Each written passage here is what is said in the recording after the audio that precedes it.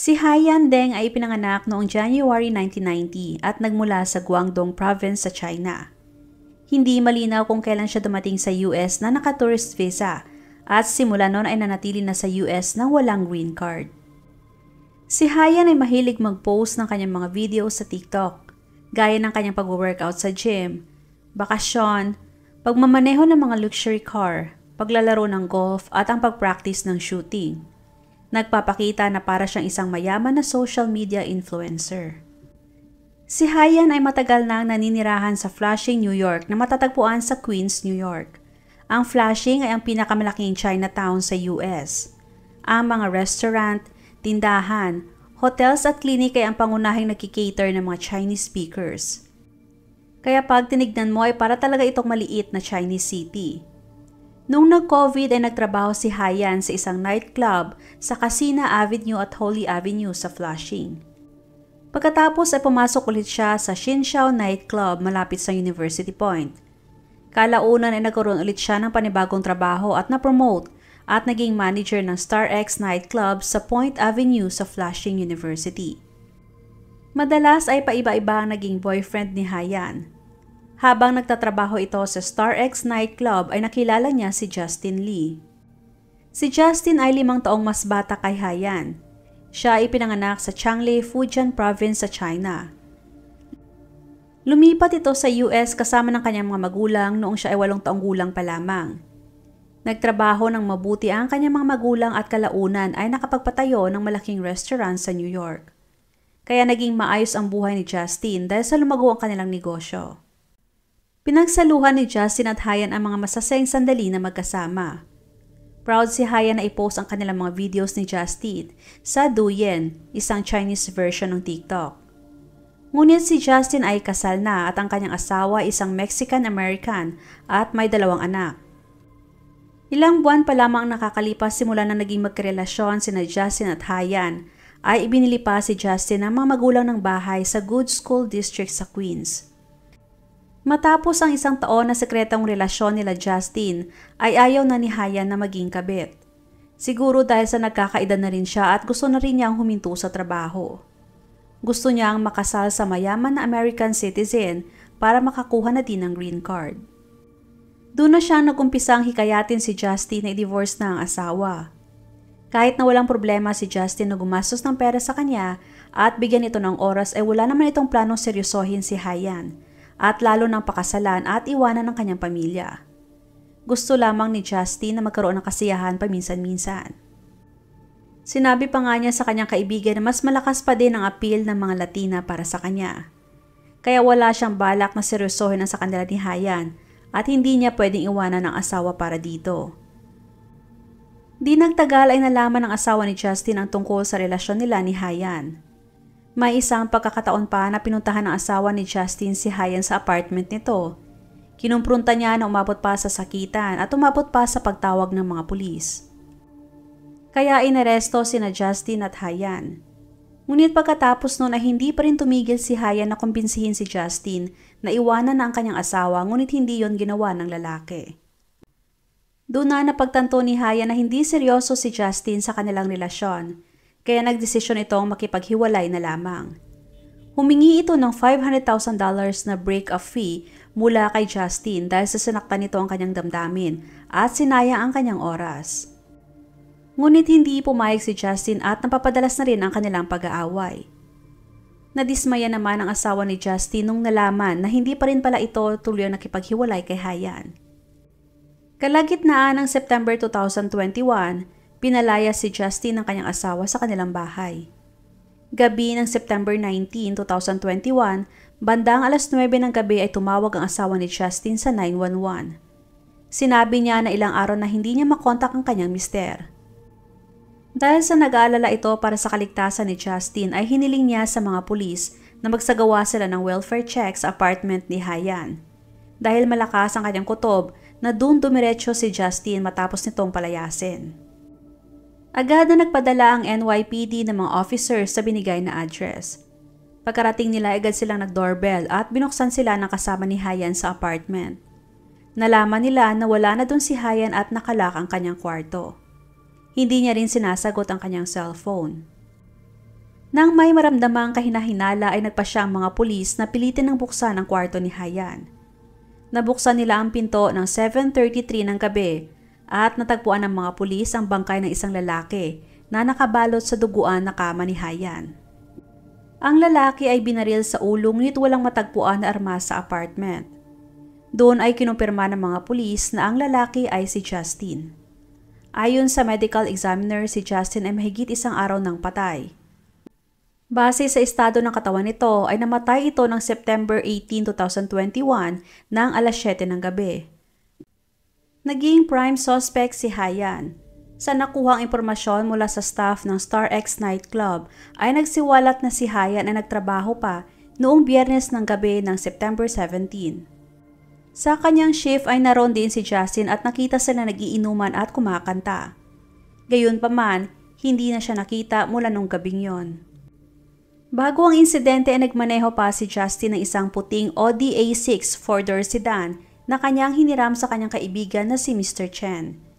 Gayunpaman, nilinaw ni Mr. Chen na hindi siyang rehistradong may-ari ng sasakyan. Ang kotse ay nakarehestro sa pangalan ni Mr. Lee. Matapos makita ang balita ng pagkamatay ni Justin, ay mabilis na ipinaalam ni Mr. Chen sa tunay na may-ari na si Mr. Lee. Gamit ang Audi car tracking app, sa kanyang telepono ay inilak niya ang kotse sa open parking lot ng Blue Mountain Shopping Center sa Harrisburg, Pennsylvania. Pagkatapos ay nagmaneho si Mr. Chen ng 300 kilometers patungo sa location. Doon ay natagpuan niya ang sasakyan at agad na iniulat ang insidente sa Pennsylvania State Police. Kasabay nito ay may kumalat na balita mula sa mga babae sa nightclub na si Hyan ay tumakas papuntang Canada na may dalang $300,000. Gayunpaman sa pag-analisa ng mga pulis na walang legal na visa o document si Hyan sa US kaya malamang na hindi siya makapasok sa Canada.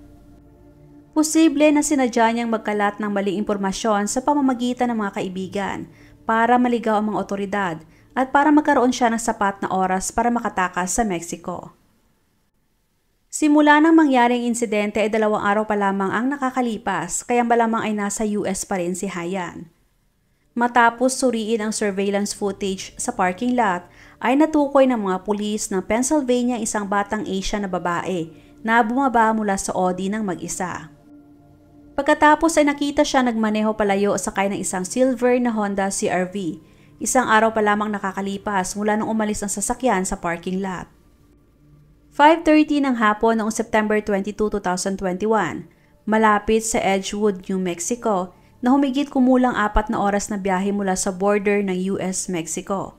Isang silver na Honda CR-V ang nasira at nakaparada sa gilid ng kalsada. Nang dumaan ang opisyal na si Serena ay nakita niyang nandun pa rin ang kotse at nagtanong sa driver kung kailangan niya ng tulong. Ngunit sinabi niya na papunta na ang kanyang kaibigan na mula sa Albuquerque para siya ay tulungan. Tinanong pa niya ang officer kung pwede ba siyang ihatid sa isang lugar na itinuro niya sa kanyang cellphone. Sinabi ng officer na tignan muna niya kung ano ang nangyari sa kanyang sasakyan. Noong binigkas ng officer ang plate number ng kanyang sasakyan ay biglang nag-iba ang kanyang mga galaw. Humingi ng rescue ang nasabing officer at sinabing address ng kanilang kinaroroonan, sabay sabi ng plate number ng sasakyan. Nang biglang narinig niya sa radyo ang tungkol sa suspect mula sa New York na pinaghahanap at base sa description ay para ang kausap niyang babae ang itinutukoy. Bigla ang kinabahan ng officer at habang kinakausap niya si Hyan ay dinidistract niya ito dahil baka maintindihan niya ang sinasabi ng isa pang officer sa radyo. Hindi man naintindihan ni Hyan ang buong sinabi ng officer dahil hirap nga ito mag-English ay narinig niya ang New York na salita. Doon na siya parang kinabahan at naging balisa. Sinubukan ni Officer Serena na pigilan si Hyan habang nag-aantay na dumating ang backup. Ngunit sinabi ni Hyan na kinakailangan na niyang bumalik sa kanyang sasakyan at nilalamig na ito. Kukunin muna daw niya ang kanyang sweater. Dahil sa takot na baka may baril si Hyan sa sasakyan ay sinundan niya ito pabalik at inihanda ang kanyang mga posas. Ipinaliwanag ng officer kay Hyan na kailangan niyang iposas muna ang mga kamay nito habang hinahanap niya ang kanyang sweater. Ngunit tumanggi si Hyan at nagtanong bakit niya kinakailangang gawin yon. Nahirapan ng officer na malagyan ng posa si Hayan dahil sa nagpupumiglas ito. Mabuti na lamang at may isang lalaki na tumulong sa babaeng officer na hawakan si Hayan para mailagay ng maayos ang posas. Makalipas ang ilang minuto ay dumating ang mga supporting officers. Gayunpaman naantala sila dahil sa mali ang naibigay na address sa kanila ng dispatcher. Matapos makumpirma ng Asian driver ay si Hayan, inilagay agad siya sa likurang upuan ng sasakyan habang nakaposas. Natagpuan ng mga pulis ang isang silver black revolver sa plastic bag ng kanyang backpack, kasamang ilang bank card na pagmamay-ari ng biktimang si Justin. Sa isinagawang test ay ipinakita na ang baril ay ang siyang ginamit sa pagpatay kay Justin. Inabot ang mga pulis ng wala pang 72 hours mula nang matagpuan nila ang katawan ni Justin para mahuli si Hayan na tumakas at bumiyahe ng halos 3,000 kilometers. Kung hindi nasira ang sasakyan ni Hayan ay malamang nakatakas pa ito. Si Hayan ay inaresto noong 6:30 ng gabi ng September 22 sa Torrance County Detention Center sa New Mexico sa kasong resisting to arrest at escaping and obstructing police enforcement.